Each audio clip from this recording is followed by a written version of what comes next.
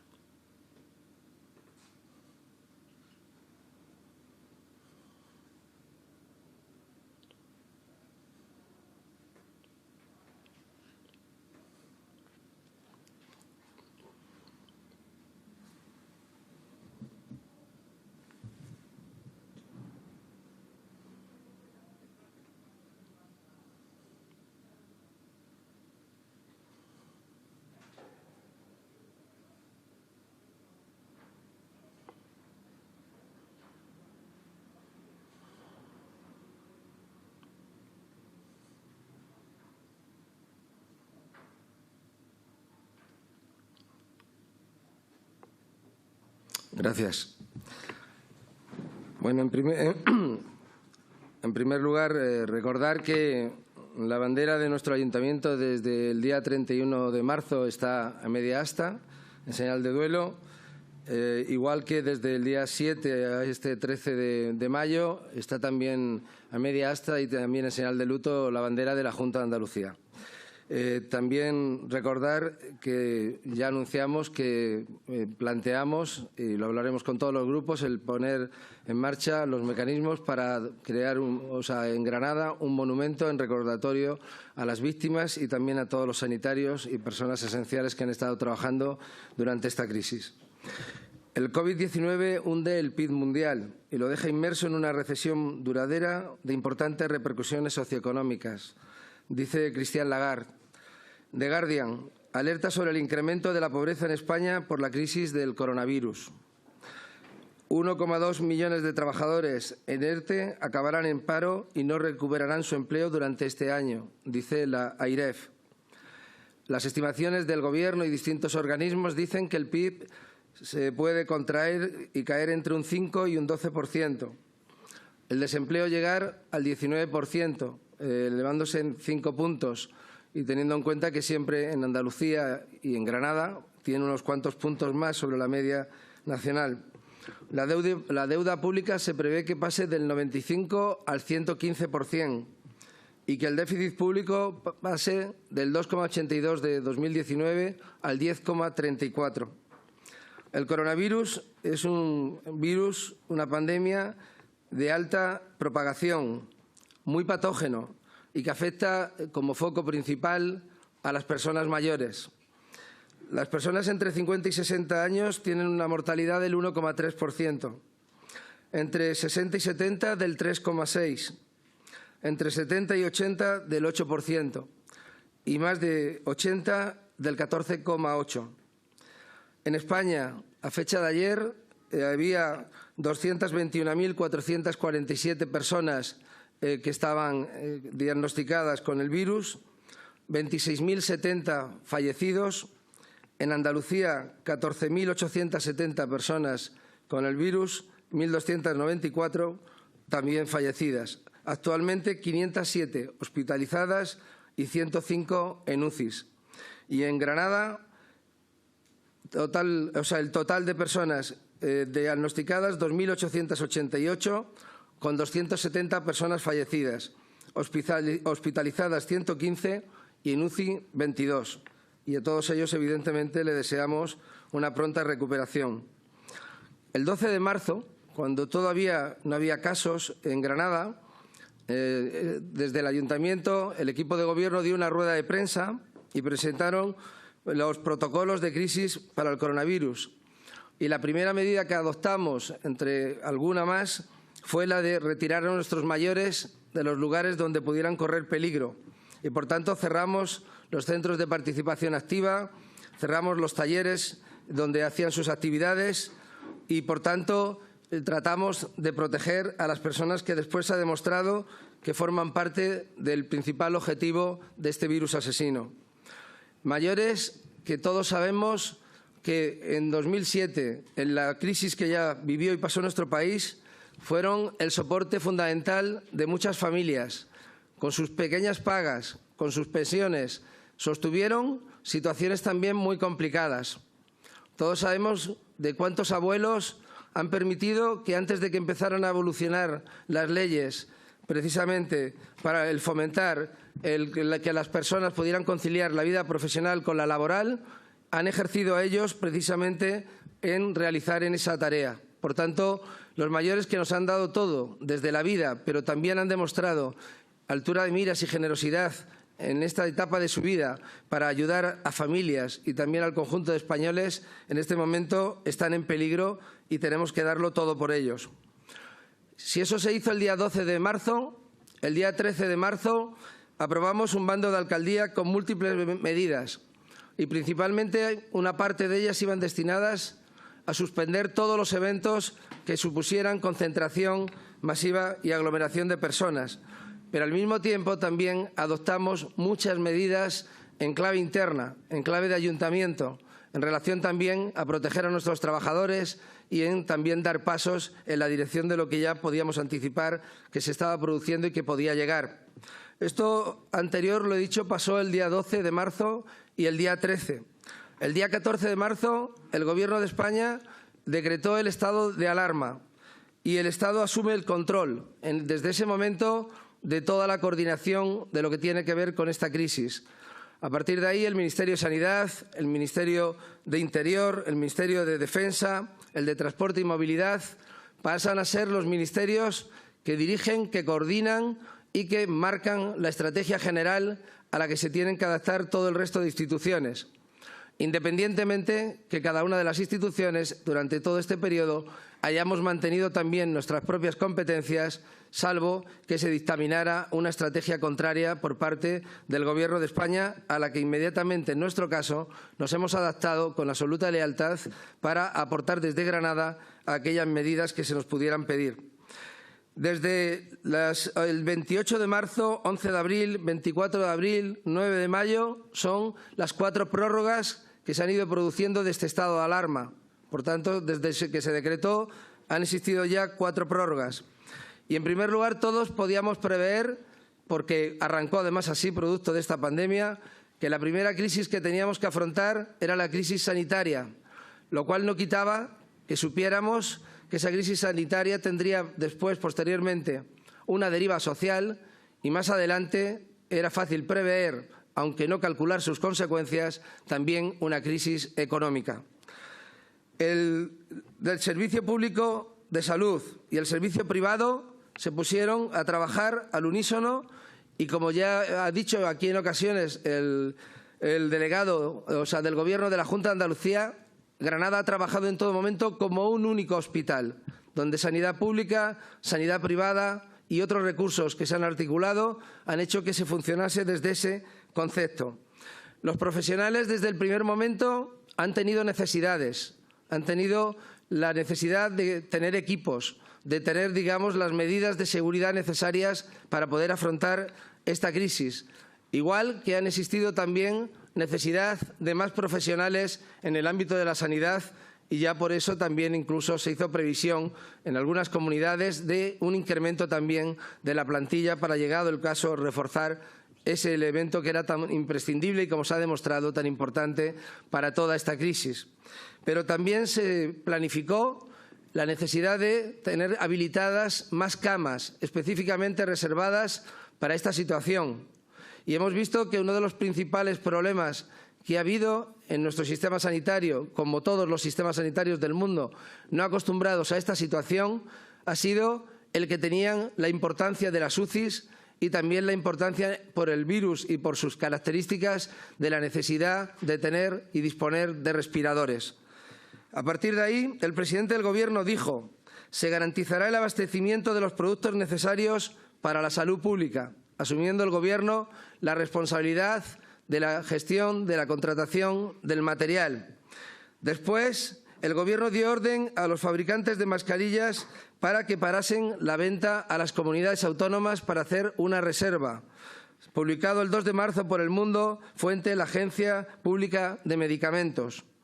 Salvador Illa, el ministro de Sanidad, el 25 de marzo, reconocía errores y retrasos y que el Ministerio estaba desbordado.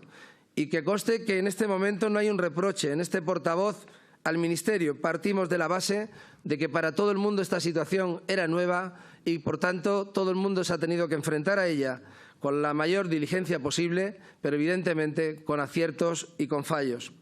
El 16 de marzo, desde este ayuntamiento, firmé un decreto que solicitaba 5.000 EPIs a la subdelegación del Gobierno, como se nos había dicho que era el cauce. Repito, el 16 de marzo. El primer envío que hemos recibido de la subdelegación del Gobierno ha sido el 6 de mayo.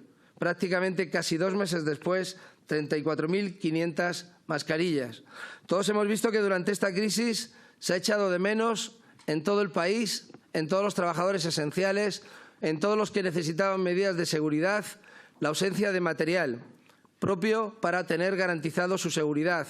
Y eso ha pasado en todos los ámbitos, independientemente que en cada uno de ellos existieran personas e instituciones responsables de garantizarlo. El estado de alarma, evidentemente, inmediatamente iba a tener consecuencias sociales, pero también económicas. Iba a tener consecuencias sociales y económicas porque suponía el confinamiento en casa y parar toda la economía y toda la actividad, siendo conscientes de que, aunque es algo que muchas veces pues no reconocemos porque no hay por qué dar ese dato, España incluso cuenta con una importante economía sumergida, que también en este momento se vio también frenada, dejando a muchas familias sin ingresos de ningún tipo. Las personas sin hogar tenían que ser, por una parte, atendidas por la Administración como un derecho, porque era un peligro que las personas sin hogar estuvieran en la calle, en la inclemencia del tiempo y con posibilidad también de contagiarse y al mismo tiempo también de poder contagiar a las personas que las atendieran en esas circunstancias. Por tanto, lo primero que tuvimos claro y el primer objetivo, una vez que habíamos empezado a adoptar las medidas internas y que habíamos empezado a adoptar también las medidas de protección de nuestros mayores y todo lo que tenía que ver con la paralización de actividades que estaban relacionadas con la afluencia de personas y todo lo que se marcaba por el decreto del estado de alarma del Gobierno, que las personas sin hogar tenían que estar en un sitio digno y que tenían que estar atendidas, que era un derecho y que además el estado de alarma convertía ese derecho en una obligación no solamente moral, sino práctica para cumplir con el designio del Ministerio del Interior y del presidente y del Gobierno de España. El primer lugar donde se habilitó el espacio para acoger a estas personas fue el Paquillo Fernández, pero rápidamente, cuando se llegó a 75 personas, se vio ya que estaba desbordado. Había personas en la calle que no podían entrar, que no había lugar. Por tanto, esto fue el día 16 de marzo, cuando se hizo ese traslado. El día 24 realicé personalmente una visita al centro Paquillo Fernández y automáticamente con el concejal José Antonio Huertas, del que después me referiré, empezamos los trámites para intentar disponer de un lugar idóneo, adecuado y que tuviera todas las garantías para poder prestar el servicio que necesitaban las personas sin hogar, pero al mismo tiempo también para garantizar la seguridad de todas las personas que tuvieran que actuar en el dispositivo. Y se entendió en ese momento, ante el ofrecimiento que existía por la alcaldesa de Armilla de disponer de Fermasa para hospital también en caso de ser necesario, se entendía que también en este caso el recoger y el atender a las personas sin hogar en un pabellón en ese momento hubiera sido algo absolutamente importante para nosotros como ciudad, hubiera dado una respuesta absolutamente adecuada y al mismo tiempo también era la suficiente para la dimensión de la problemática que se creaba. Este alcalde hizo varias peticiones a la subdelegada del Gobierno también y se mantuvo durante ese tiempo el contacto. Y siempre parecía que no iba a haber problema y que se iba a hacer la gestión del traslado. A partir de ahí descubrimos que no había duchas y automáticamente mandamos a técnicos municipales para que trabajaran para que inmediatamente se pudiera solucionar ese problema. Problema, por cierto, que iba a ser el mismo que podía suceder si después se terminara convirtiendo en hospital, porque también se necesitarían duchas para poder atender a todas las personas que allí pudieran estar encamadas. Y en ese momento recibimos un no por respuesta, en un momento en el que ya se habían puesto muchas esperanzas y todos los objetivos y todos los pasos que se habían dado en utilizar esa solución. Pero rápidamente teníamos que reaccionar, porque ante ese portazo, ante ese no poder disponer de una instalación que era absolutamente adecuada y que, repito, reunía todas las características, no podíamos dejar a las personas sin hogar que había en la calle y teníamos que atender al número de personas necesarias. Y, por tanto, habilitamos, siendo conscientes del coste económico que tenía, pero eso era lo de menos, al Palacio de los Deportes de Granada para que jugara el principal partido que ha disfrutado de sus muchos eventos, el partido de la solidaridad. Y ahí, en ese Palacio de los Deportes, rápidamente nos implicamos en prepararlo, en habilitarlo, para que estuviera dispuesto para prestar las condiciones necesarias para atender a todas estas personas sin hogar. Como la plantilla de personas que estaban atendiendo el dispositivo en el Paquillo Fernández era inferior, duplicamos ese dispositivo y lo ampliamos en todos los sentidos. Y a partir de ahí quiero felicitar también a Eva Martín, a José Antonio Huertas, que rápidamente hicieron un gran trabajo para que eso se pudiera hacer en un tiempo récord, y el día 27 de marzo ya estaban ubicadas esas personas en el Palacio de los Deportes. Y además intentando no solamente que ya que estaban allí recibieran alimentación y el trato adecuado, sino que además también tuvieran talleres, tuvieran también una serie de atenciones que permitiera también que el tiempo que transcurriera lo pasaran de la mejor manera posible y con todas las atenciones que fueran necesarias. Ahí hemos llegado a albergar hasta 138 personas sin hogar. Es cierto que se ha publicado en ocasiones, como que en alguna ocasión ha habido algún problema de seguridad, algún problema de personas que entraban y que salían. Pero todos los que estamos aquí sabemos perfectamente que el perfil de las personas sin hogar es muy variado, es muy distinto y, por tanto, las necesidades son totalmente diferentes a cualquier albergue donde solamente se trate de dormir y de alimentarse. Y ahí quiero destacar la profesionalidad de todas las personas que han estado trabajando en ese dispositivo para intentar subsanar y que hubiese los menos problemas posibles. Independientemente de que ahora se están ya dando los pasos, evidentemente, para buscar otra ubicación para que ya puedan ser igualmente atendidas todas estas personas y poder recuperar el Palacio de los Deportes para que esté disponible para el uso que fue concebido, para la práctica deportiva. El parón de la actividad económica, como he dicho, dejó a familias sin ingresos y aumentaba la necesidad de alimentos. Y desde este equipo de gobierno rápidamente entendimos que no se podía quedar ninguna familia granadina sin alimentos. Pero había un problema de partida, y el problema de partida es que había muchas personas que ya estaban recogidas por los servicios sociales y, por tanto, se tenía la información necesaria para saber que a esas personas había que atenderlas y que tenían que recibir alimentos. Pero ante, repito, las características y la singularidad del estado de alarma, surgieron nuevas familias, en muchos casos no identificadas en ese momento, y para ello también el concejal delegado del área contactó con todos los presidentes de asociaciones de vecinos. Había que actuar rápido, había que dar una respuesta inmediata para ampliar las personas que pudieran recibir el que nadie, ninguna familia granadina, se quedase sin alimentos y los servicios sociales pudieran actuar. Sé que en servicios sociales cualquier cosa que se haga siempre es poco, siempre es necesario bastante más. En esta crisis, muy seguramente, van a ir aumentando las necesidades de tener que incrementar los recursos para servicios sociales y para la atención a todas las personas que van a sufrir en esta crisis. Pero sí puedo decir que este equipo de gobierno y el concejal delegado, al que vuelvo a felicitar por todo el trabajo que ha estado desarrollando y cómo se ha remangado, cómo se ha ido sobre el terreno y cómo ha ido movilizando todo lo posible para conseguir llegar a la solución más práctica y más importante para poder, sobre todo, garantizar que ninguna familia se quedara sin alimentos. ¿Que hay familias seguramente sin alimentos? Sí, las ha habido siempre y las habrá, desgraciadamente. Pero lo que tenemos que hacer es detectarlas, es hacer que se le haga una valoración por parte de los servicios sociales y es hacer que se las pueda atender y que tampoco entonces en España y en Granada haya ninguna familia que no tenga alimento. Una vez que he dicho cómo se comenzó el tema de la problemática, en la zona norte de Granada se añadía un problema a la crisis económica, a la crisis social, a la crisis de alimentos, que eran los cortes de luz de la zona norte. Y, por tanto, ante esos cortes de luz, donde seguíamos recibiendo informaciones, rápidamente el alcalde de barrio, Carlos Cosano, y yo nos personamos inmediatamente en la zona norte, en estado de alarma. Nos reunimos con los presidentes de las asociaciones de vecinos, pusimos en manos libres con un máximo responsable de Endesa y hablamos precisamente de la casuística que se seguía dando para aumentar en ese sentido la rapidez en la que se subsanara cualquier avería que pudiera existir, para la cual Endesa se comprometió a implantar una brigada 24 horas para atender, digamos, a ese tipo de urgencias. Pero los cortes de luz de la zona norte, que llevan muchos años produciéndose, ha sido este equipo de gobierno el que firmó.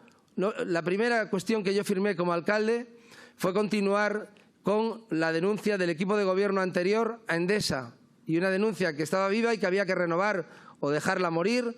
Entendíamos que había que mantenerla porque entendíamos que si el gobierno anterior la había puesto sería porque era necesario. A partir de ahí no nos hemos quedado solamente en reclamar a Endesa que tuviera una solución. Nos sentamos y, sin ser nuestra competencia, negociamos y conseguimos cerrar un acuerdo. Y en ese acuerdo conllevaba que Endesa hiciera una inversión para instalar 4 nuevos transformadores en la zona norte, que se implantaran 12.000 metros de cable de baja intensidad y que se pusieran 12 torres también para soportar todo el sistema.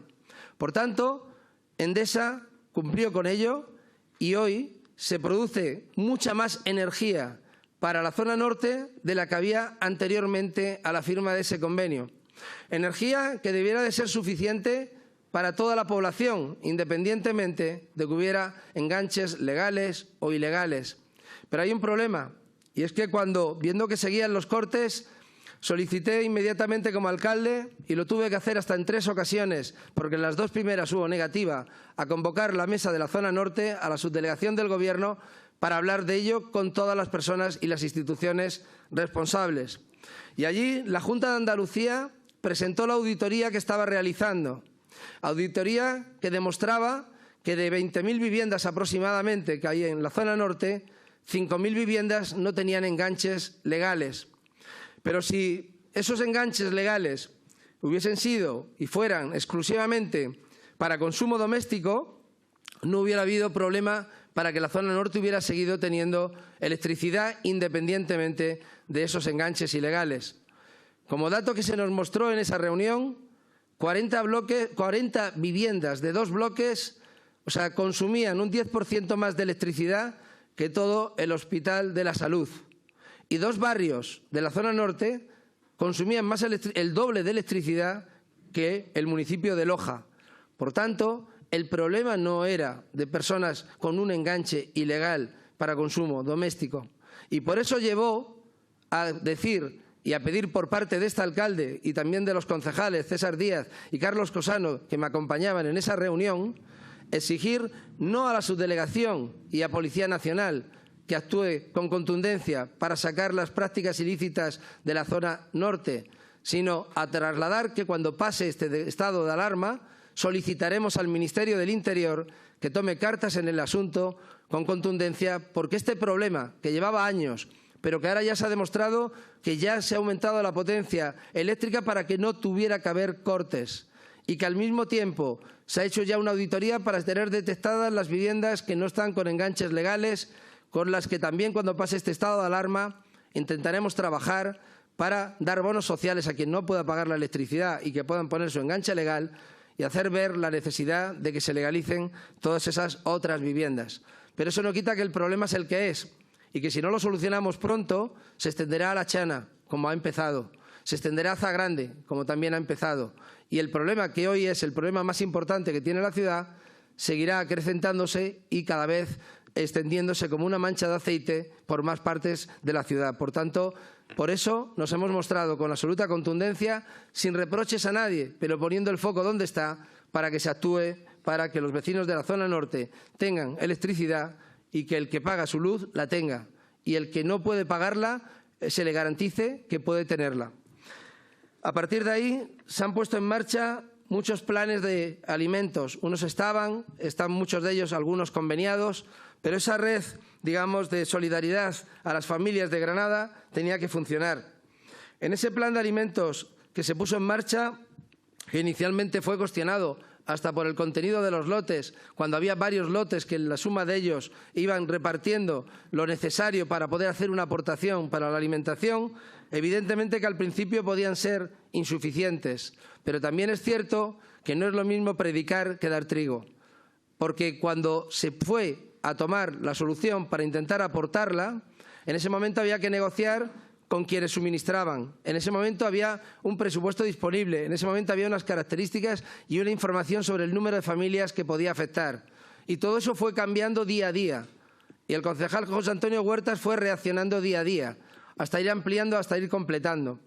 Y un proyecto de ese plan de alimentos que inicialmente se planteaba para unas 300 familias de la zona norte, después pasó a más de 800 de la ciudad de Granada. Y hoy da servicio a 1.080 familias de nuestra ciudad. Por tanto, es un plan que se ha extendido y que es uno de entre los planes que hay de alimentación, como por ejemplo el de entrega a domicilio para 425 unidades familiares. Los comedores sociales Rodrigo de Triana, Chana, San Vicente de Paúl, que siguen dando alimentación a 350 personas. El plan SIGA, que es de la Junta de Andalucía, pero en colaboración con el Ayuntamiento, y que ha aumentado sus prestaciones de 600 niños a más de 800. El convenio que hemos firmado con Cruz Roja para dar bonos de 50 y 100 euros, para completar también a otras familias que incluso recibiendo alguno de los programas todavía no fuera suficiente para satisfacer sus necesidades. También se ha firmado un convenio con el MPDL por el medio del cual él aporta 56.000 euros para que 1.120 niños de familias de Chana y Norte puedan recibir alimentación infantil. Se ha firmado un convenio con la Caixa para que también se den 400 tarjetas de 50 euros para completar también los programas. Hay un convenio con Edicoma para que 240 niños reciban una bolsa de alimentos los sábados. Hay un programa de atención de necesidades alimentarias infantiles que gestiona Adultos Cartuja, que da alimentos a 127 familias. El plan FEGA, que es de Cruz Roja, pero que es el Ayuntamiento de Granada el que realiza las valoraciones, aporta alimentos a 2.300 familias. El REMISA, la renta mínima de inserción, de 430 euros.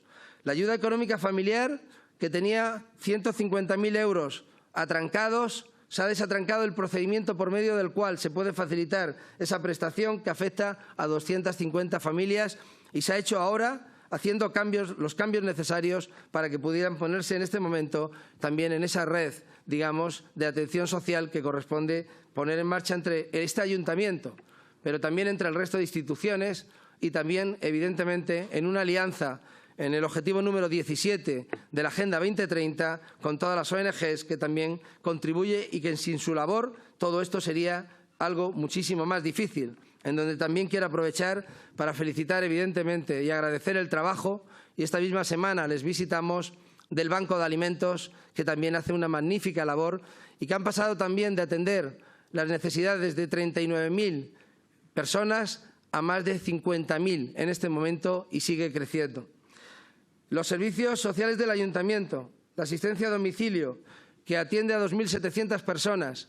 En primer lugar, también quiero hacer un homenaje a los grandes olvidados, a esas 750 personas de las que se habla poco en los medios de comunicación, a esas 750 personas que afortunadamente ya se les han hecho test y en este momento no hay ninguno que esté contagiado.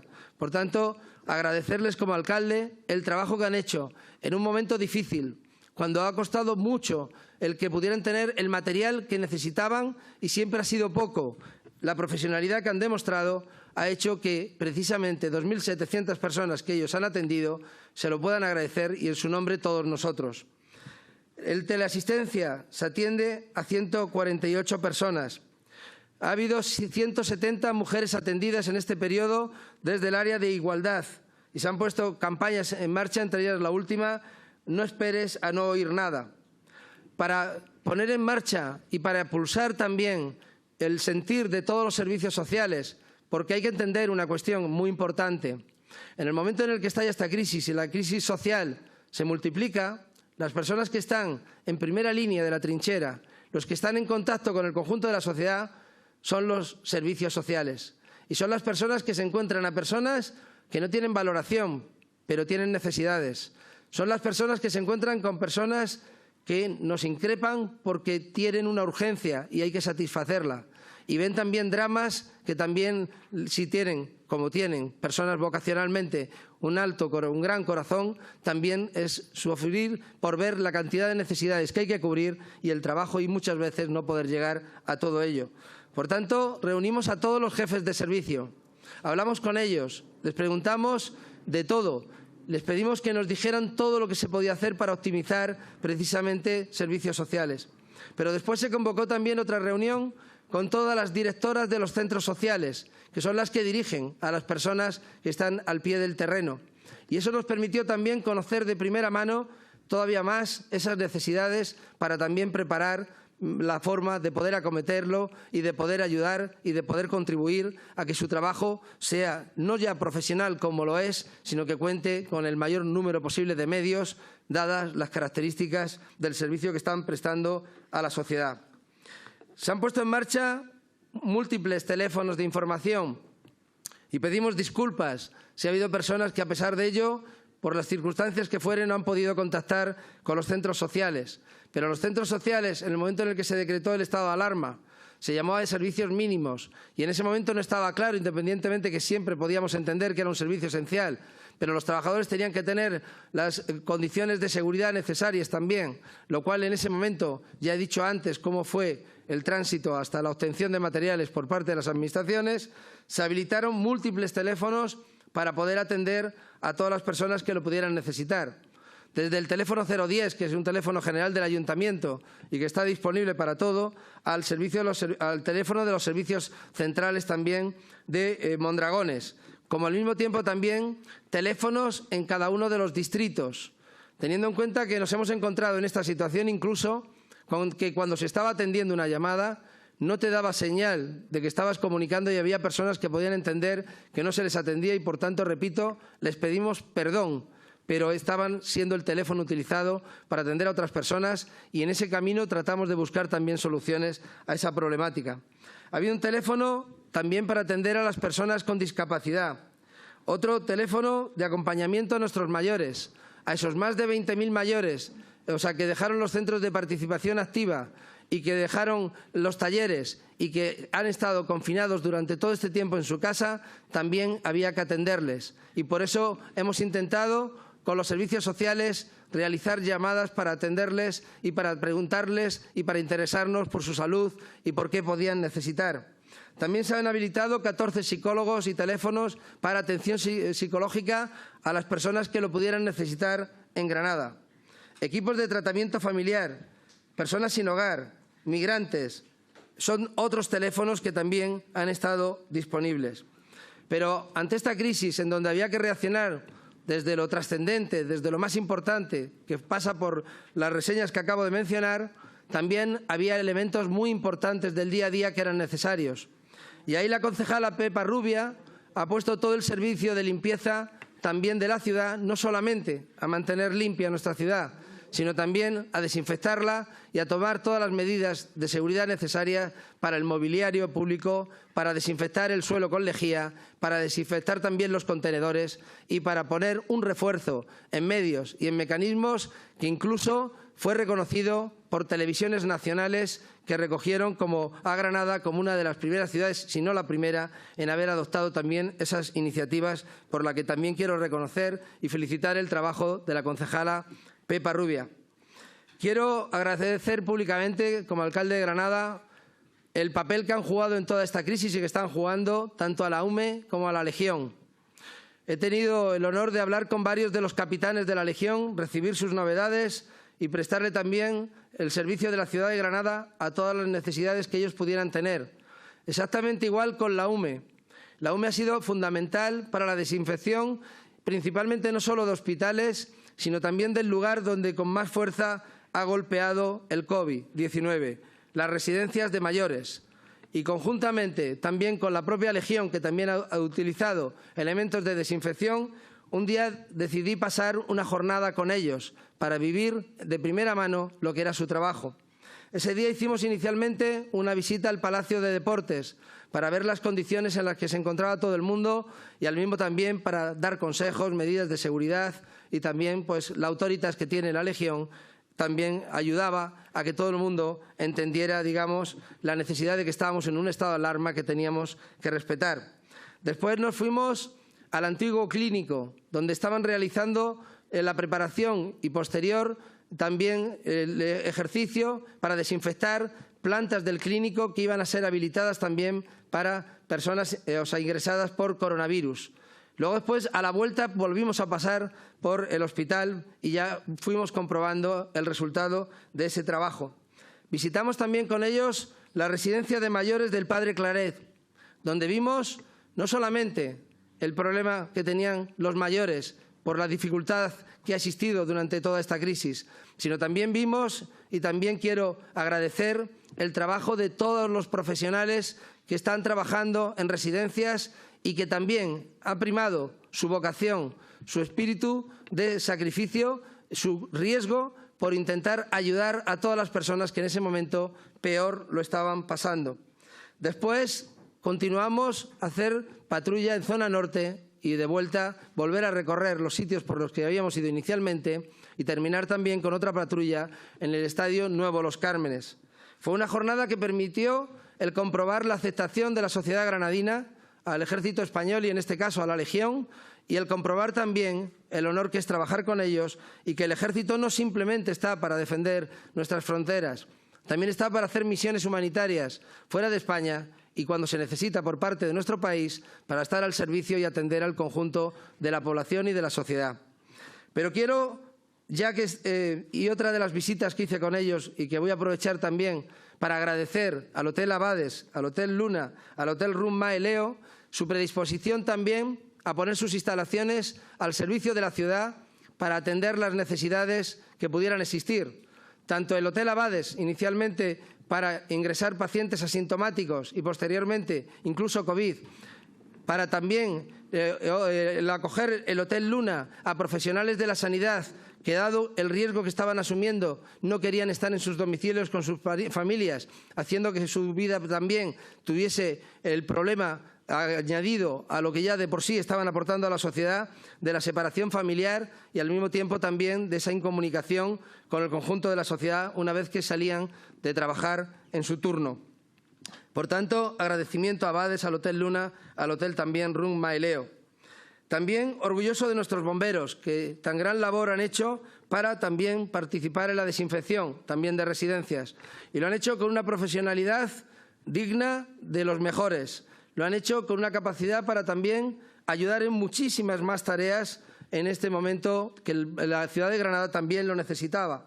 Las tareas de los voluntarios del Cuerpo de Bomberos, también quiero hacer un agradecimiento a Protección Civil, consistían en información a ciudadanos sobre el estado de alarma, el preventivo sanitario con apoyo a bomberos Policía Local 061, la recogida de donaciones de material para el SAS, colaboración con la plataforma logística del SAS, la logística de apoyo del 112, recogida de distribución del pan en comedores sociales, el reparto de mascarillas en transporte público. Han ido haciendo muy sucesivas digamos, labores, aunque haya destacado la desinfección, para estar, digamos, donde la ciudad lo necesitaba. Y lo han hecho también de la mano, y aquí quiero felicitar cómo ha gestionado todo este dispositivo, no solamente de bomberos, sino de protección civil y de policía local, y conjuntamente también lo que tiene que ver con el área de movilidad, que tan importante ha sido en este periodo, a su responsable César Díaz, que ha estado día a día al pie del cañón y día a día y segundo a segundo tomando las decisiones, estando al tanto de cada situación que se producía para proponernos al equipo de Gobierno y al alcalde que reaccionásemos inmediatamente para adoptar medidas, y hemos trabajado en equipo, de manera que quiero felicitarle por el trabajo que ha hecho, que ha sido absolutamente muy importante en este momento. Este equipo de Gobierno entendió desde el primer momento que tenía que recuperar la policía de barrio, porque era una demanda de nuestros barrios, de los vecinos, de la sociedad, que quieren ver a sus policías, que quieren hablar con ellos, que quieren sentirse informados. Y, por tanto, desde ese espíritu también han participado y han trabajado en todos los distintos operativos que han tenido. Han identificado a 1.533 personas, 19 detenidos, han interceptado 279 vehículos, muchas más estadísticas que estoy seguro que después dará el concejal responsable de esta delegación y, por tanto, voy a pasar a saltar. Pero quiero decir que han estado haciendo un trabajo permanente, un trabajo sin horas, un trabajo también que en el momento en el que se detectó el primer caso, automáticamente otra buena decisión que adoptó este concejal fue el solicitar que el 50% de la plantilla, también como habían hecho en los hospitales con las plantillas sanitarias, estuviese protegida, porque en caso de que aumentasen los contagios, tener también efectivos para poder participar. ¿Y eso qué ha hecho? Pues tener una previsión que era importante, pero al mismo tiempo también hacer que los profesionales que estaban en cada uno de esos turnos tuvieran que multiplicarse y rendir al máximo para poder prestar todas las necesidades que eran necesarias. También desde Granada defendimos, en el momento en el que hubo una instrucción también para que nuestros profesionales de la policía local, de los bomberos, de protección civil, como en su momento pasó con las ambulancias y con personas también de la sanidad, devolviendo su agradecimiento también a quienes les hacían un merecido homenaje, y también a las personas principales para todos nosotros, que son las personas que estaban en cada casa, en cada domicilio, confinados, familias, niños, personas de todas las edades, que todas las tardes a las 8 han salido para hacer un homenaje a nuestros sanitarios aplaudiendo. Pero desde el Ayuntamiento de Granada, el equipo de Gobierno, y así lo planteamos a los portavoces, queríamos hacer algo más, además de poner la bandera a media asta, además de hacer ese monumento también a las víctimas. Y pusimos que todos los días, en el horario nocturno, se pusiera el Ayuntamiento en verde, en homenaje también a todos estos sanitarios. Y ha habido entre los sanitarios un 20% del total de contagiados, 44.758 a día 5 de mayo. De los cuales había 35 fallecidos, y entre ellos un médico granadino, José Manuel Fernández, un médico de 62 años que estaba en las urgencias del Centro de Salud de Gran Capitán. Por tanto, a estos profesionales vocacionales que han antepuesto su derecho del deber muy por encima de su salario, su sentido de la responsabilidad y su vocación de servir a la salud pública por delante de sus propios intereses, tanto físicos como familiares. Tenemos mucho que agradecerles, pero sobre todo quiero hacer también aquí un alegato, no a esta etapa en la que somos conscientes de ello, sino que cuando pase esta etapa, muchas de esas personas que han tenido que verse obligados en los momentos altos de esta crisis a decidir entre la vida y la muerte, a decidir a quién se encamaba y a quién no había cama en algunas ciudades, a quién se le ponía respirador y a quién no, algo que es durísimo y que cualquiera de las personas que haya tenido que tomar esa decisión, desgraciadamente, la acompañará toda su vida. Y, por tanto, entendemos que hay que hacer un refuerzo, cuando pase toda esta crisis, de atención psicológica, de prestarles atención, de darles reconocimiento, de darles cariño y de preocuparnos por sus situaciones personales. Porque hay muchas personas que en esta crisis están dejando mucho en el camino, y cuando pasemos de este trance y el COVID deje de ser un problema para el conjunto de la sociedad como lo es hoy, tendremos que la sociedad estar pendiente de y querer y tratar a todos nuestros sanitarios. El transporte público también se tuvo que actuar rápidamente, y ahí existía una controversia. Transporte público sí, transporte público no. Pero inmediatamente el Gobierno de España, en su decreto, exigía que se garantizara el transporte público. Por tanto, tuvimos que quitar el debate que podíamos mantener si se mantenía o no se mantenía en ese momento de la crisis y estábamos obligados a prestarlo. Pero también se tomaron decisiones, independientemente de ampliar la capacidad y la desinfección permanente, pero también se hizo reducción de líneas, pero también se tomaron medidas de protección de los conductores y medidas de protección también a los usuarios. Y también se han hecho actuaciones con el sector del taxi para exactamente la misma función. Muy importante en la gestión de esta crisis ha sido también el trabajo de Eva Martín, una persona todoterreno que no solamente ha gestionado desde su área todas las cuestiones que eran importantes en ese momento, sino también en un equipo del equipo de gobierno de crisis, ha trabajado en todos los sitios donde se le ha requerido.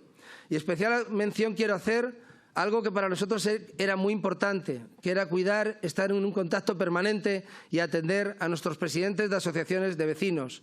Y lo ha hecho permanentemente, lo ha hecho con el canal siempre abierto, para estar pulsando en cualquier momento la sensación que cualquier presidente de asociación de vecinos pudiera tener.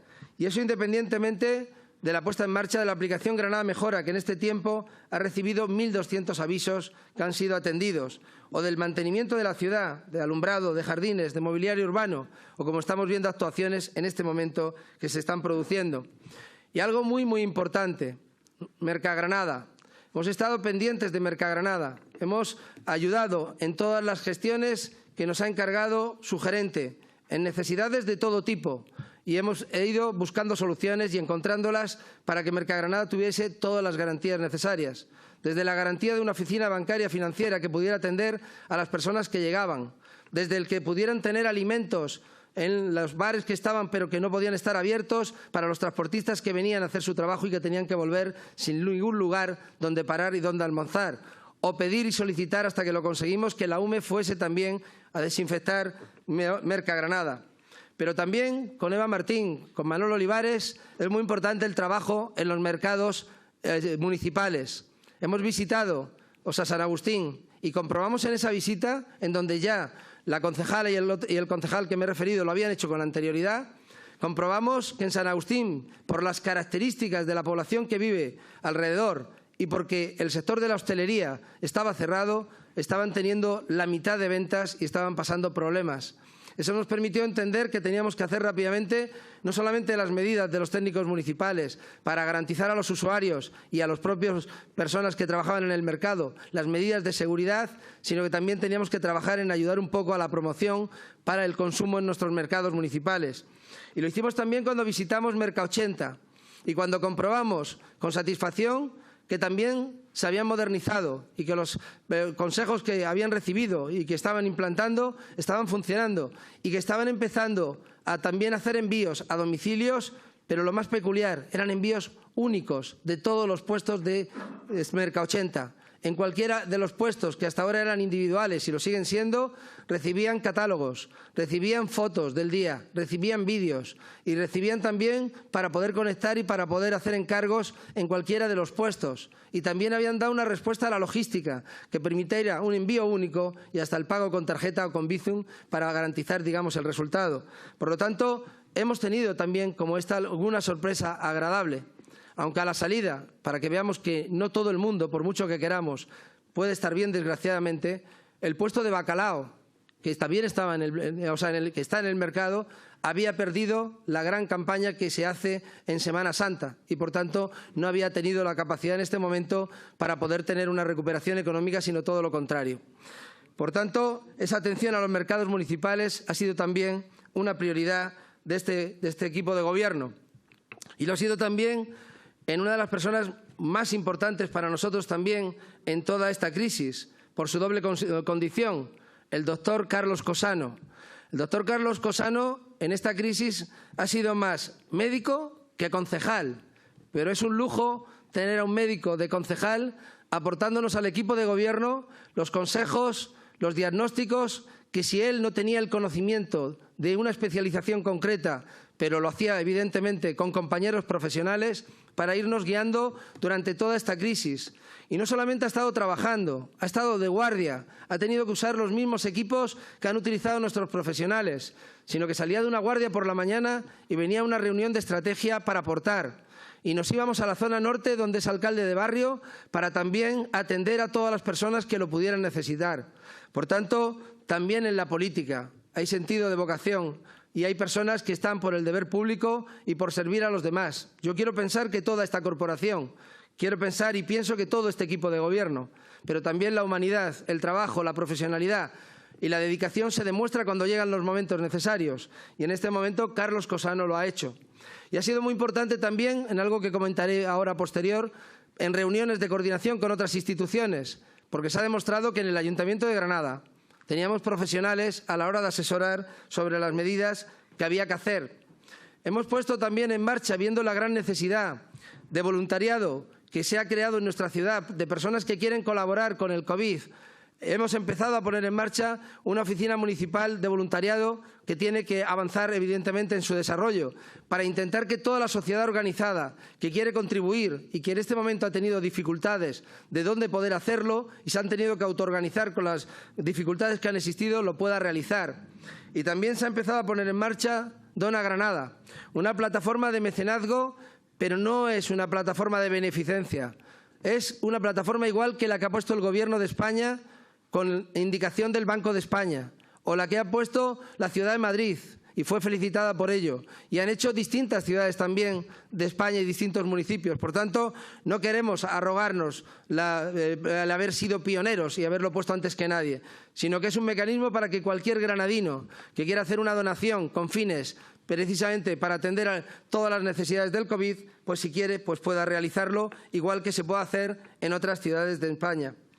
También, para mí, todos los concejales del equipo de gobierno han sido muy importantes, porque cuando descendemos al nivel de trabajo y a cómo han dado respuesta, poniendo sin horas y al máximo ritmo posible para conseguir los objetivos y las necesidades de los requerimientos del Estado en el estado de alarma, Paco Fuentes, que se ha dedicado primero, tuvo que actuar inmediatamente en todo lo concerniente a la adaptación del ayuntamiento, en la adaptación de las medidas de seguridad que pedía el Gobierno, del personal, de reunirse con sindicatos, de tomar decisiones, de a partir de ahí también encontrarnos que había que mantener el trabajo municipal. Y aunque todavía en el Ayuntamiento de Granada no existe un sistema de teletrabajo, pero sí existía una posibilidad en ese momento, que era conectar a través de una herramienta, un ordenador de mesa, con un terminal remoto en un domicilio.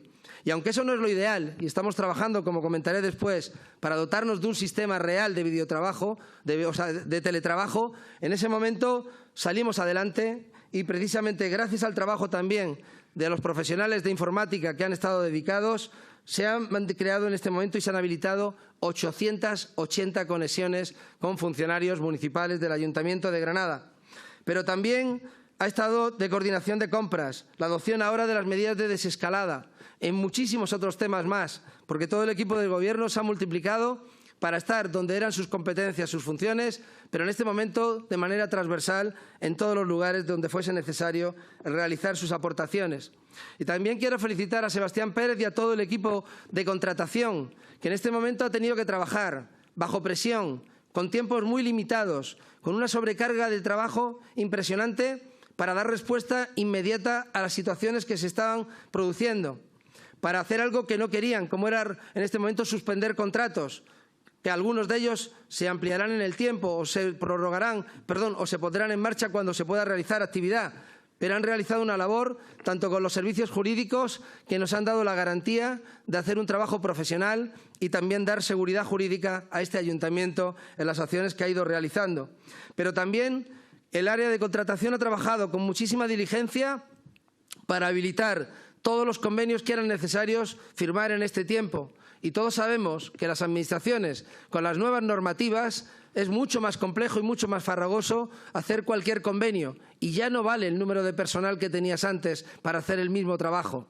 Pero aquí se han multiplicado y han estado también atendiendo a todas las emergencias, a todas las urgencias, haciendo que desde el área de contratación también no se parasen proyectos que eran fundamentales. Y puedo poner un simple ejemplo, como era la puesta en marcha del dispositivo del Palacio de Deportes para las personas sin hogar. Todo eso necesitaba una base jurídica, necesitaba convenios, necesitaba ampliación también de personal. Por eso quiero también felicitar el trabajo que han hecho también todos los equipos del área de contratación y su responsable.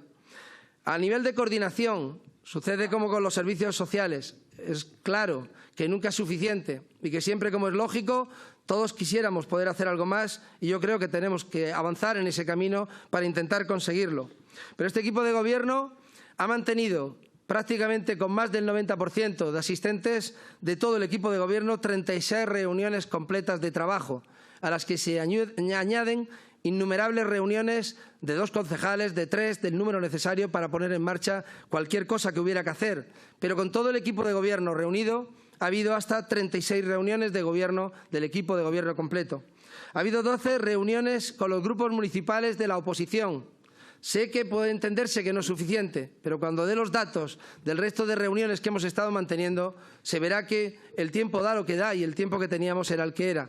Pero independientemente de esas 12 reuniones, que yo sí considero que eran importantes, y al mismo tiempo se ha estado también atendiendo a que pudieran enviar sugerencias, propuestas, por si había ideas que podían no haberse caído en ellas o podía reforzar cualquier planteamiento o podía ponerse en marcha, hacerlo, independientemente de que muchas de esas propuestas también el equipo de gobierno las hubiera activado o las estuviera activando.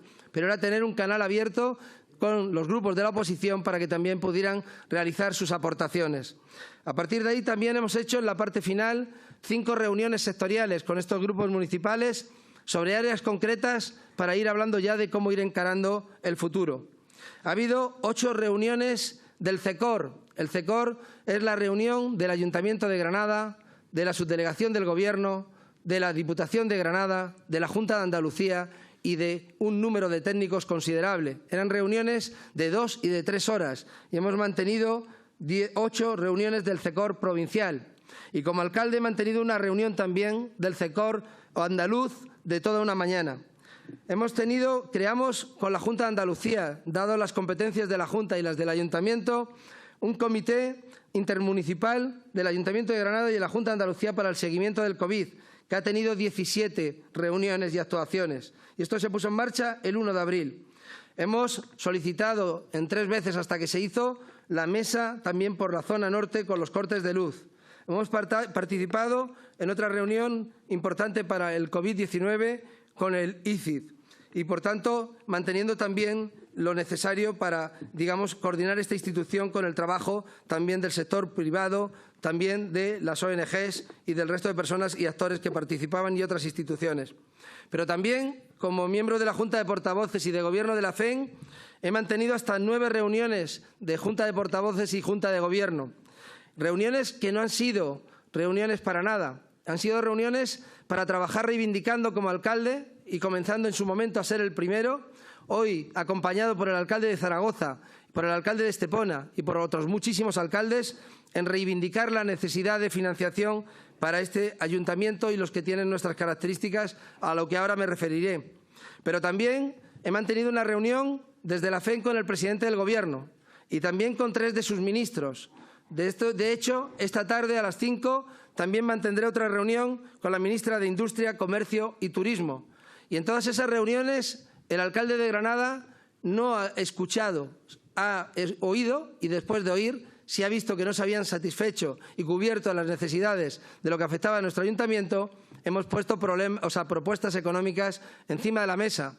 Y hemos dicho al Gobierno que se está planteando utilizar el superávit de los ayuntamientos, que se está planteando que los ayuntamientos pongan a disposición de la crisis sus remanentes. ¿Y qué sucede con los ayuntamientos como el de Granada, que no tiene superávit y que no tiene remanentes?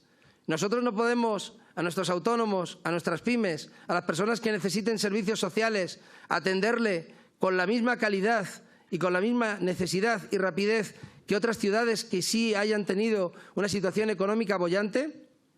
Y esto es verdad que se arrastra desde corporación a corporación, pero los datos económicos que ha ido gestionando este equipo de gobierno son todos positivos y de mejora de la economía y de otros aspectos, como diré a continuación. Y llegamos a proponer un número de alcaldes considerable y esperamos respuesta, además de gestiones del presidente de la FEN, que se ha comprometido a que el Gobierno utilice 40.000 millones de euros para los ayuntamientos, de los cuales 28.000 saldrían de los propios ayuntamientos que tienen remanentes y que tienen superávit. Y los otros 12.000 millones saldrían y deben de salir del Gobierno. Y alguien puede decir, ¿por qué del Gobierno? Porque igual que el Gobierno está pidiendo a Europa un plan Marshall para España, igual que el Gobierno quiere destinar 16.000 millones de euros a las comunidades autónomas, los que prestamos las atenciones a toda la red de servicios sociales que tenemos en nuestra ciudad, prioritariamente es el Ayuntamiento. El que tiene que atender todas las necesidades de los autónomos, de las pymes, del comercio, de todos los dramas que en este momento se están empezando a producir, es el Ayuntamiento. Y, por tanto, tiene que recibir financiación directa del Gobierno. Y alguien puede decir, si lo mira, y espero que no, con colores de signo político de partidos, es que ¿qué se hace en otros sitios? El Gobierno de Italia ha inyectado a los municipios italianos 6.200 millones de euros para liquidez, 600 millones de euros para transporte, porque en este momento el agujero del transporte público en las ciudades es más grande que la cantidad de dinero que podemos destinar a servicios sociales. Han destinado en Italia 600 millones de euros. Aquí el ministro Ábalos ahora ha comentado el poner en marcha un plan con 500 millones. Ya lo habíamos reivindicado antes, precisamente en estas reuniones. Igual que hemos pedido que se aporten 400 millones de euros para los planes de alimentos, como se ha hecho en Italia. O 70 millones de euros han puesto en Italia también para la desinfección de infraestructuras y estructuras municipales. O 10 millones de euros para el pago a policía local. Y les han anunciado ahora otra inyección de otros más de 5.000 millones de euros para el municipalismo. El municipalismo presta servicios. Nosotros somos responsables de que los ciudadanos no entienden de competencias. Quieren que su ayuntamiento les dé respuestas. Pero el Gobierno, la Junta de Andalucía, el resto de instituciones no pueden mirar para otro lado con la necesidad de financiación municipal. Y en esto tenemos que estar juntos todos los partidos políticos desde este ayuntamiento. La situación económica del ayuntamiento rondaba una deuda cercana a los 300 millones de euros. Un pago a proveedores que ha llegado a estar en 212 días y que conseguimos rebajar a 160 días antes de todo esto que está sucediendo. Estamos con un presupuesto prorrogado desde el año 2015, que era un presupuesto que se trabajó en 2014. Y estando prorrogado, hicimos un trabajo también, para felicitar a Luis González, de elaborar un proyecto de presupuestos. Un proyecto de presupuestos que se llegó a convocar para el día 16 de marzo la comisión, y eso quiero decir, aunque ya estábamos justamente en estado de alarma, con todas las garantías de seguridad en un solo día, con asistencia exclusivamente de un miembro por cada uno de los grupos municipales y con todas las medidas de seguridad y de recortar el tiempo necesario para garantizar la seguridad de todos. Pero en ese momento recibimos la petición de los grupos de la oposición, un escrito incluso del PSOE, solicitando que suspendiéramos esa comisión.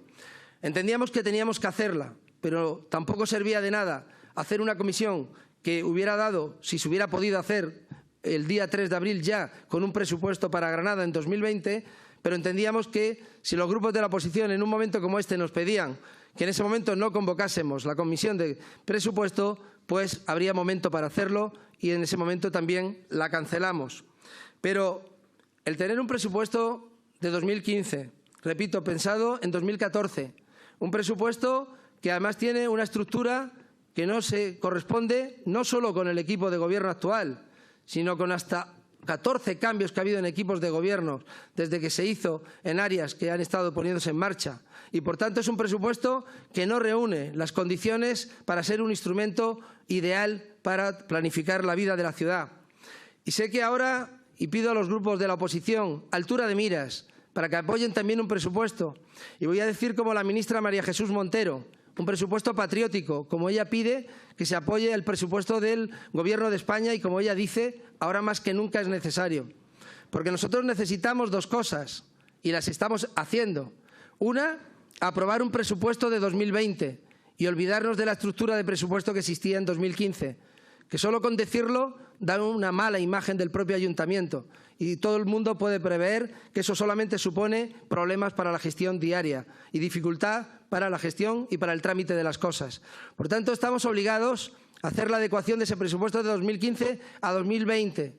Y punto siguiente, la adaptación, como ya estamos haciendo ahora, con el trabajo que está haciendo toda el área de economía, multiplicándose, para que todas las áreas adapten en este momento sus partidas presupuestarias a la actividad que se va a desarrollar y a las situaciones que se están viviendo precisamente por el COVID.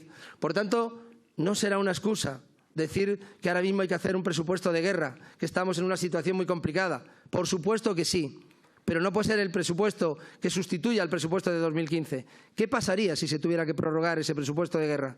Si se tuviera que prorrogar, Granada necesitaría que se prorrogase el presupuesto de 2020, con una estructura acorde a los tiempos. Por tanto, en breve hablaremos con los grupos de la oposición para recuperar y pedirles altura de miras por esta ciudad y que apoyen y que pongan también sus condiciones a la hora de hacer el presupuesto, pero que lo negocien y que la ciudad de Granada, que es la que lo necesita, pueda tener y disponer de su presupuesto. Asimismo, el equipo de gobierno, el concejal del área de economía y sus profesionales han estado haciendo un trabajo callado, un trabajo responsable y han estado en todo momento analizando la evolución que podía tener esta coyuntura. Porque cuando se puso el estado de alarma no se puso por medio año, se puso por 15 días y se ha ido prorrogando hasta llegar a esas 4 prórrogas. Por tanto, en cualquier momento se podría haber acabado el estado de alarma, en cualquier momento se podría haber recuperado la actividad.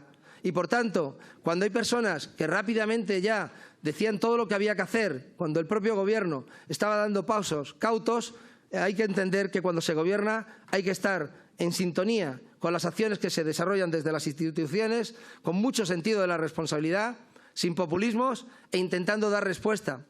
Y el equipo de Economía ha estado en contacto, repito, con todos los concejales de área, con todos los técnicos de todas las áreas, adecuando la economía del ayuntamiento, con un gran hándicap, que en este momento se han caído el 70% de los ingresos y este ayuntamiento tiene un 82% de presupuesto fijo que tiene que pagar. Tiene que pagar la nómina a los trabajadores, tiene que pagar los servicios que prestamos. Por tanto, cuando se habla de las cuentas municipales por parte de otros grupos municipales, les pediría, por favor, que intenten pensar que están gobernando y que intenten pensar lo que es posible e intentar a partir de ahí sumar para hacerlo. Que no vale decir hay que quitarlo todo, hay que no cobrar nada, hay que dejarlo todo en manos. Nosotros defendemos una bajada de impuestos tradicional. Entendemos que el dinero en el bolsillo del contribuyente también genera más ingresos y más economía. No somos los que estamos pensando una cosa contraria. Pero en este momento el ayuntamiento necesita una parte de financiación. Pero no obstante, también hemos hecho medidas muy importantes para intentar atender a lo que necesitaba la ciudad de Granada. Y, en primer lugar, se hizo un pago de 7 millones de euros por confirming para inyectar liquidez en la economía.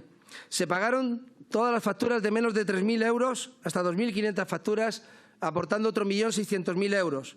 Y se han pagado otros 15 millones de euros hasta llegar a 23,6 millones de euros, repito, de facturas de proveedores para conseguir inyectar liquidez en la economía en el momento que más lo necesitaban.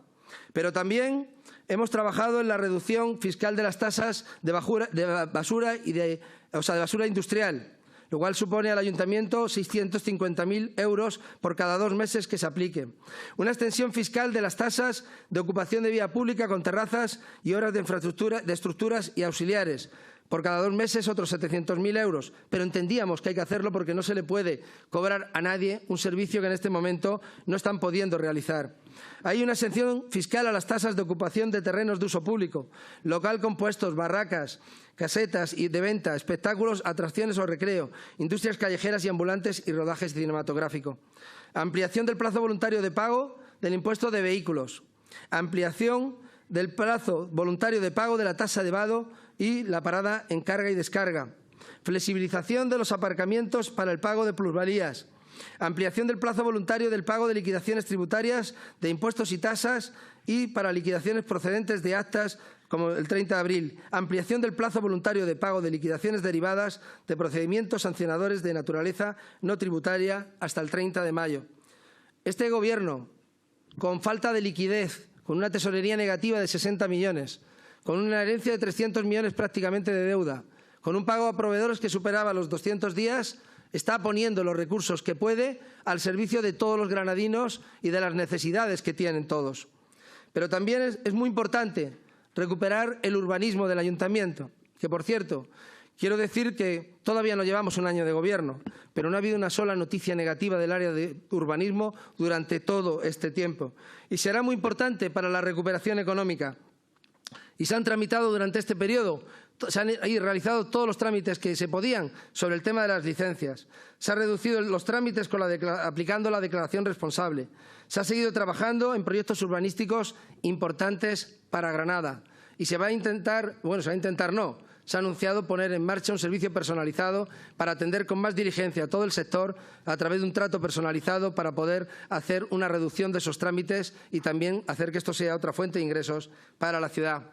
Pero como hemos empezado hablando de la crisis sanitaria, hemos continuado con la crisis social, ahora estamos ya hablando de la crisis económica y ahora, que es cuando hay que poner todas las medidas, porque cuando se habla muchas veces de actuaciones y se habla sin saber cuáles van a ser las condiciones que va a marcar el Gobierno para el desconfinamiento, la desescalada o el inicio de la recuperación económica, se habla sin información y probablemente con medidas o con planteamientos que luego muchos de ellos quizá no se puedan poner en marcha porque las medidas que se habilitan no lo permiten.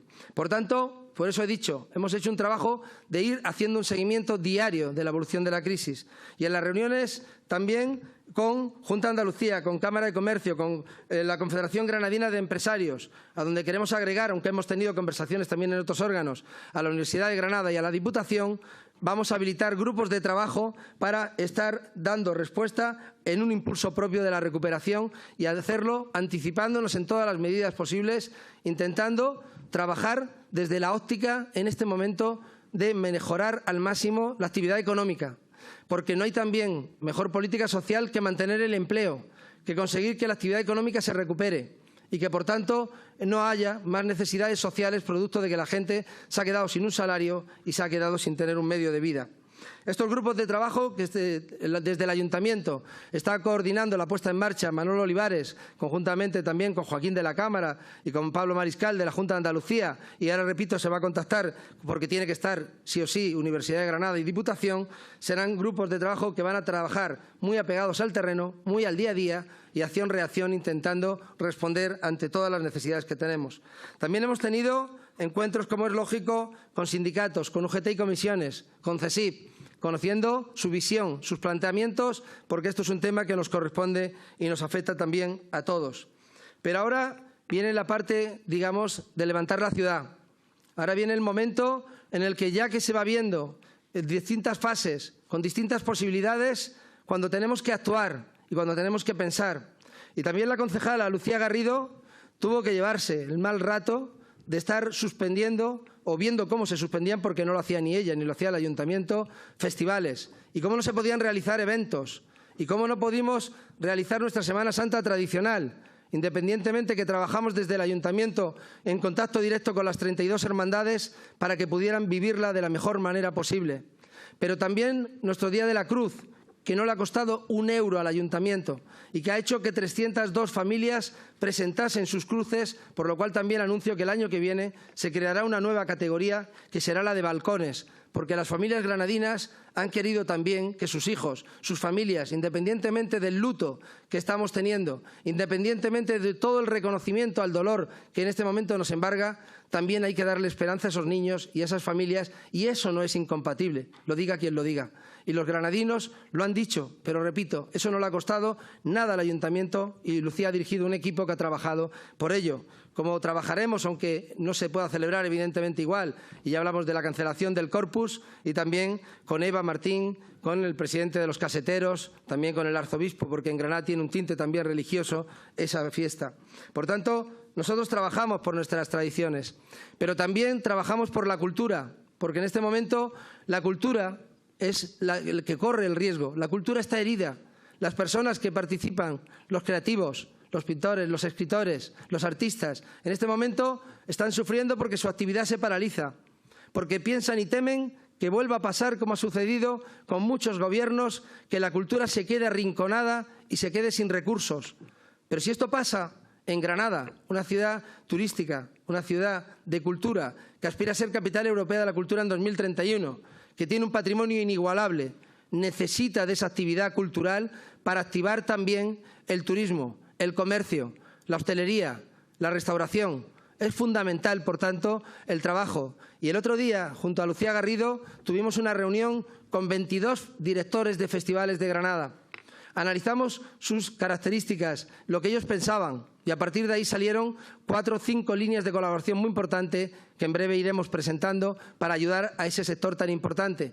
Y ya habíamos interpretado que el sector era importante cuando en Fitur presentamos por primera vez una red de festivales de Granada que a mucha gente le sorprendió por ver la programación que había en Granada durante todo un año. Por tanto, igual que la industria cultural se ha tenido que transformar para adaptarse a la tecnología, los tiempos marcan reglas nuevas, marcan que en los lugares donde haya público sean distintos, que haya medidas de seguridad y hay que hacerlo compatible también con el poder mantener esos espectáculos. Y pongo un ejemplo. En el Isabel la Católica, si dijéramos 600 butacas, si hay que dejar un tercio son 200. Hay muchos espectáculos que no podrían venir a taquilla porque no podrían hacerlo. Pero sí podemos pensar fuera de la caja. Y por eso también estamos hablando con el Palacio de Congresos, que tiene una sala 2000, donde también se pueden realizar hasta representaciones teatrales. Y también estamos hablando que allí las medidas de seguridad sí permitirían disponer del tamaño suficiente como para poder hacer que pudiera ser suficiente para mantener esa industria cultural. Por tanto, en contacto con el sector de la cultura, vamos a intentar poner en marcha mucha creatividad para reavivarlo. Y hay algo que sí ya se ha planteado por todas las instituciones. Otra cosa es que las circunstancias después lo permitan o no. Y es celebrar el Festival de Música y Danza entre los días 9 y 25 de julio. Y esa celebración, evidentemente, será distinta, porque se tendrá que atender, por una parte, a todos los requerimientos del Estado. También es verdad que será el primer festival, en caso de poderse realizar, que se realizase desde el estado de alarma en España, de esa magnitud. Y también somos conscientes de que, reinventándonos, la programación, si hay cierre de fronteras y no puede haber artistas o creadores, digamos, de fuera de nuestras fronteras, tendrán que ser producto nacional, creadores, artistas, músicos, personas de un nivel altísimo. E igual que el turismo también, durante un tiempo, va a tener que convertirse en local y va a tener que compartir también estrategias entre ciudades, como ya está haciendo Manolo Olivares con la red de ciudades AVE, o como está haciendo también con las ciudades cercanas y con la Andalucía Soul y con una serie de medidas dentro de ello para intentar hacer ver que tenemos que compartir el turismo entre nuestras ciudades. Necesitamos tener una programación cultural importante para que siga siendo el reclamo que Granada necesita. Desde turismo, repito, hay reuniones permanentes con todo el sector. Estos grupos de trabajo que se van a crear directamente con Federación, con Cámara, con Confederación, con instituciones, con universidad, con el resto, repito, de instituciones, son fundamentales para ese trabajo. También será muy importante las aportaciones que el conjunto de los grupos municipales del Ayuntamiento puedan realizar y los mecanismos que hablemos para trabajar por ello, como se podrá hacer en un pleno posterior a este. Pero también tenemos que dar un salto. Hemos visto que el turismo, que la cultura, que el patrimonio, que el comercio, que el sector servicios, en este momento se ve terriblemente azotado por esta crisis. Se ve en una dificultad añadida muy grande, por la cual también quiero hacer una apelación a los granadinos de que recuperemos cuando se pueda la demanda, a pesar de tener que adaptarnos también a reglas nuevas como consumidores y como usuarios. Muchas veces se ha dicho que somos una sociedad consumista, que había que consumir menos. Yo en este momento entiendo que cuando se abra la posibilidad de recuperación económica poniendo medidas y al tener restricciones es cuando más que nunca aquellas personas que tengamos un salario, que no tengamos un problema para llegar a fin de mes o porque tengamos las nóminas en casa, que consumamos y que permitamos también mantener negocios abiertos. Pero también bien es importante, más que nunca, trabajar en ese cambio del modelo productivo, trabajar en la economía del conocimiento, en la ciencia, la I+D+I, en la tecnología. Pero también es cierto que en este ayuntamiento, aunque existen muy grandes profesionales, muy buenos profesionales en el área de informática, todos los concejales que me acompañan, o la mayoría, conocen perfectamente la situación que hay y que es algo que estamos arreglando para casar el talento y la creatividad con la capacidad para prestar en ese sentido su trabajo. Hemos puesto en marcha y estamos trabajando en el concepto de implantar en el ayuntamiento una agenda digital que trabaje desde el e-gobierno, plenos, comisiones, juntas de gobierno local, consejos de administración, actos como el que estamos realizando hoy, pero también dotarnos de un sistema de teletrabajo real, y estamos en ello. Pero también habilitar herramientas que se están desarrollando desde participación para que cualquier ciudadano pueda participar de la vida y de la gestión de la ciudad y participar en debates, participar en referéndum, hacer propuestas de gestión, en su momento participar en presupuestos participativos y utilizar la tecnología también a ese servicio. Vamos a trabajar también desde Granada Mejora para mejorar, como estamos haciendo, el tema de las incidencias y dar mayor respuesta a los granadinos. Pero también trabajaremos sobre una redefinición de todas las páginas web del Ayuntamiento, de las redes sociales, para que puedan estar preparadas para hacer mayor cantidad de servicios electrónicos, mayor capacidad de trámites de gestión y, por tanto, hay que hacer una reforma muy grande porque en ello va también algo muy importante, que es la modernización y la mejora de la Administración. Granada necesita, en este momento más que nunca, el medio ambiente. Granada necesita peatonalización, reducción del vehículo privado, vehículos no contaminantes, sensores de calidad del aire, como ya estamos gestionando, pero poniendo políticas de respuesta donde se detecte que hay problemas medioambientales grandes. También un anillo verde para el que estamos trabajando y esperamos ver si podemos presentarlo dentro de no mucho. También, aparte de este consenso que tenemos que lograr todos los grupos políticos por la de Granada, digamos, medioambientalmente sostenible, también es más importante que nunca la Granada humana. Es más importante que nunca nuestros mayores, que en este momento están con temor, que están en casa, que muchos de ellos no salen, que se están viendo azotados por este COVID-19 que está haciendo tanto daño a nuestra sociedad y especialmente a las personas que más queremos.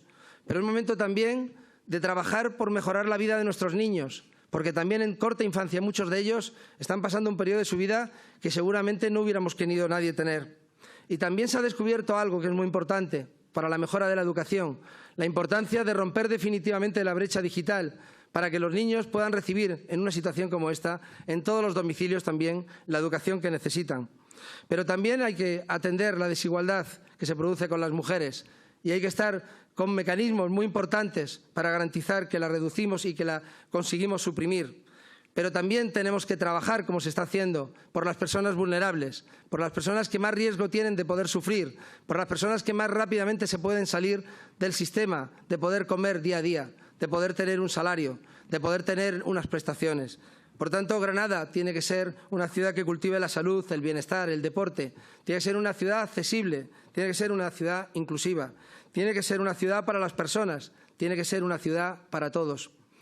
Como alcalde y en nombre del equipo de gobierno, me hago responsable de cualquier error que hayamos podido cometer. Me hago responsable y pido perdón de cualquier error que haya costado cualquier situación no deseada o que no haya dado la respuesta que realmente hubiéramos debido de dar en cada instante. Pero sí puedo decir que este alcalde y que este equipo de gobierno están absolutamente comprometidos para sacar esto adelante, para trabajar por su ciudad. Y no podemos hacerlo solos. Y, por tanto, entendemos que no solamente tenemos que sumar con todas las instituciones, sino que tenemos que sumar también con todos los grupos municipales y que tenemos que todos trabajar por el interés general de nuestra ciudad, de nuestra querida Granada. Seguramente ninguno de nosotros pensaba en este mandato que íbamos a tener que pasar por esto, pero es una responsabilidad que ha caído sobre nuestros hombros y no es momento de quejarse, es momento de dar un paso al frente, de trabajar, de darlo todo para conseguir nuestra sociedad adelante.